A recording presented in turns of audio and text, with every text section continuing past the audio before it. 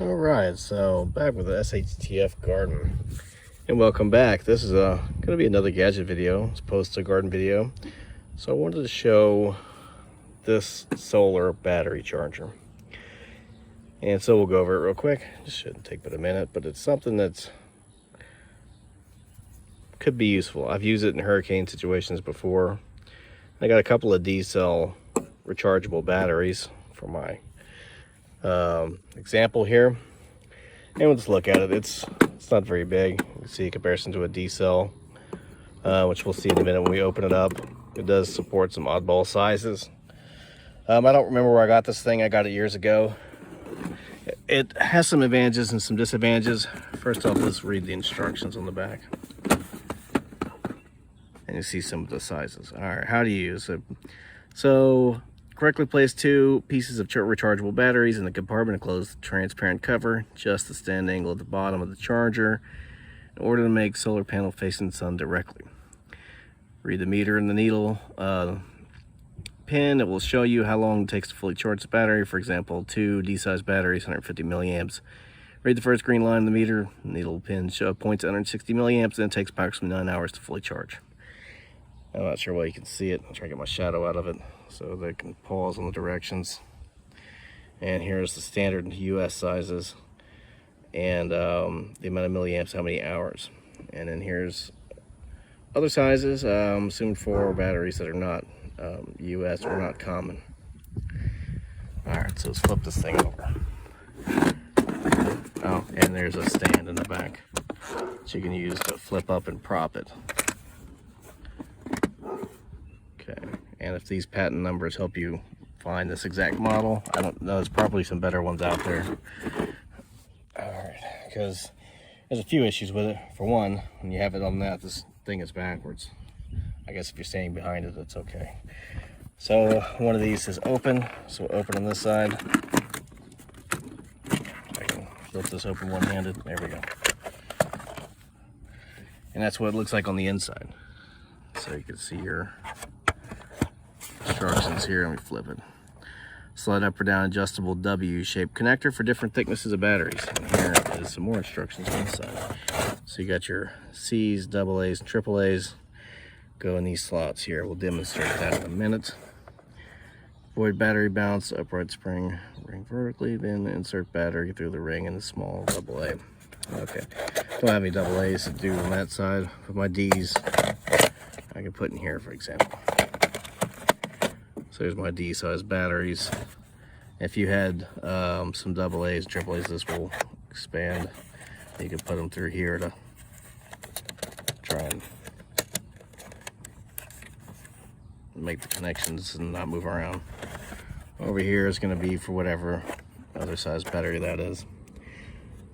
All right, so, and that's pretty much it. You'll close it, and then bam, we're getting some sun action going. Now it's not super bright out here. Let's see if I can get a picture of some sun, of the sky. It's very overcast. It's very overcast, so try not to do too much Blair Witch Project moving around on my phone here. So at this right here, it shows we're getting, you know, about 80 milliamps. So we're right on for the 18 hours mark for the D-cell batteries. If we were to be rocking C batteries, it would be 12 hours. AA's, it would see, it's kind of hard to see in the camera, but it's 6 hours. See if I can get an angle that shows that. Okay, 6 hours. 3 hours for AAA's, and gum 600 milliamps. I'm assuming a non-US battery is also 3. Get a little bit more sun, we might be in the more in the 12-hour range for these D-cell batteries, but either way, we'll charge your batteries. Like what I was using this thing for is, you know, little electric lamps. So you got a couple of AA lamps running, things like that. Now I had the D-cell batteries. I have a big giant Coleman lamp that takes 8 D-cell batteries and has a fluorescent tube in it. I think it's 60-watt bulb equivalent. It's pretty bright, and that was my favorite go-to in a power outage for power being out. And unfortunately, taking all day long to recharge D-cell batteries means with just this one thing, I can't charge the D-cell batteries enough to fully charge all of them if they were completely dead every day for the nighttime. Now that thing was fluorescent. I was only running it a little bit at night, and so it wasn't running the batteries completely dead every night. So if I had an extended power outage, I would charge each set of batteries for a little while, a couple of hours on each one. But some of the issues with this thing, it's very generic. Like the panel's way undersized. I should at least try to use some of this space too, or simply make it bigger so it would charge faster. You can see the drop. I put my finger over it. So that in the case of mine, I need to charge, you know, at least half of them, say 4 D cells, and then charge it in faster time so you could cycle all 8. Would be nice. Now if you had some Dollar Tree or some small AA lanterns or something like that, then you could do well with that. See if we can get any more power by adjusting this foot on here. Let's flip this out and then set it like that and see if that helps any. I think that I might have actually made it worse even. Try to turn it. Oh, we're getting slightly more power. We're right on the border of the yellow. So from 18 to 12 hours, it says now. But considering that's a huge jump in hours, it's probably more like, you know, 15 or 16. Which is unrealistic because you're not gonna have that many hours in the daylight anyway. But it's supposed to be charging. I wish I had an indicator, a little LED light or something that would light up whenever the batteries were full. Because you have no way of knowing unless you take a voltmeter and you test your batteries. You know how much voltage is supposed to be there for a full battery. You have really no way of telling if the batteries are full or not. So you could be wasting valuable charge time without knowing your batteries are charged. So that's a definite flaw. So it could use a little bit more solar panel size, and it could use some kind of indicator to tell when the batteries are charged. I would think that would help it out greatly. Also, if you could fit more batteries in it, but for being what it is, it's valuable enough for me to keep it, because in the event of a power outage, at least I have this option. So I can take some little battery powered lamps, even if they're Dollar Tree ones or whichever, my big hefty Coleman or whatever I've got, and I can charge AA's, AAA's. I can charge D cells, C cells, at least to some extent. Oh, we got a little burst of sun for a second there.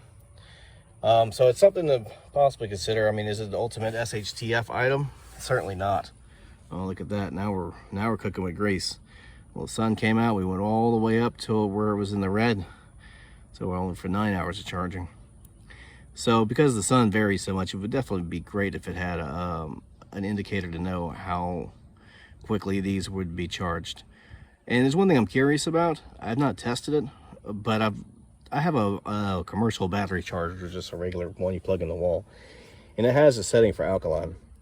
And from what I could tell from the research, and of course this is just anecdotal, me talking, not any real advice on anything to do with charging batteries, but from what I understand of alkaline recharging and having one of those, it's the heat of the recharge that makes it burn the battery out if you put an alkaline battery in a standard recharger. In other words, it'll charge too fast, get hot, and burn out. And the chemistry's not made to be recharged in the first place. But if you did charge it slow, well, look at that, it's past the red now. So what would that, how many hours would that indicate? And so it's generic. It really is. It's just a voltmeter, battery slots, and some wire connectors, and a solar panel. It's nothing super exciting, but it is useful in a power outage if it's going to be a longer term, and you're relying on batteries. Ideally, you wouldn't be relying on batteries, but if you are using batteries for anything, which I think a lot of people are, I mean, I have battery powered stuff I use, and rechargeable batteries. They would save you from having to fire up a generator, or if you have solar panels, maybe you could put that solar to use somewhere else and charge some batteries with this. It just gives you one more tool in the toolbox. I got sidetracked. Oh, look at that. Makes a big difference, just a tiny amount of shadow. But anyways, sorry for just playing with that. It's useful. but it does have a lot of limitations. So that's pretty much it. I wish it had an indicator to tell you the batteries were charged, but it doesn't. Oh yeah, and as far as the alkaline stuff goes, so if you charge it low and slow, you may get a couple of recharges out of an alkaline battery. So I'm wondering, since this thing charges pretty slow, if you could put alkaline batteries in there and charge it. I don't know. I would have to experiment with that and find out. The other charger I have that's made for alkaline batteries, or has a setting for alkaline batteries, says if you basically, you can charge them up to 10 times. After that, they're shot. I've never had any of them last that long. I'll charge them, if I'm lucky, they'll charge once.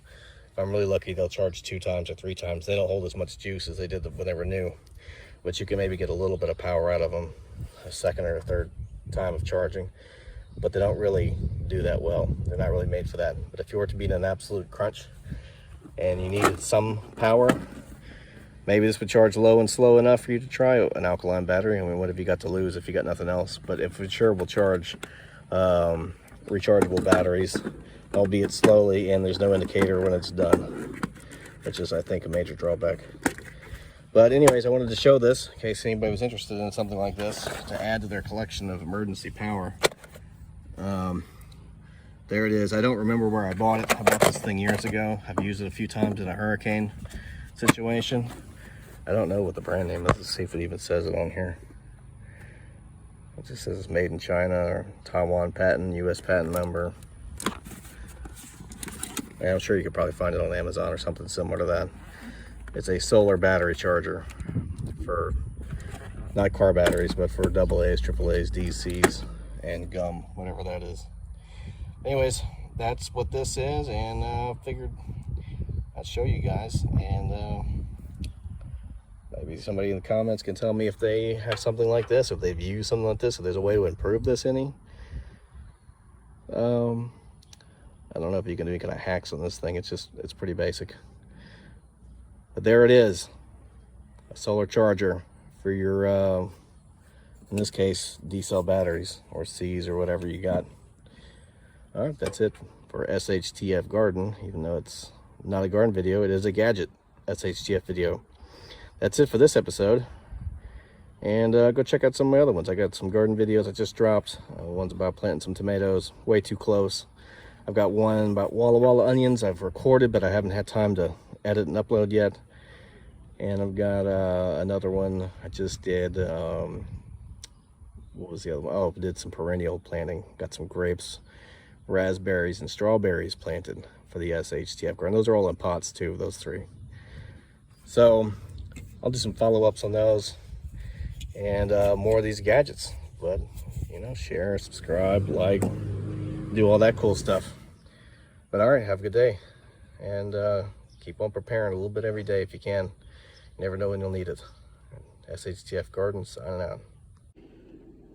All right, wanted to add addendum. This is it right here. It says alkaline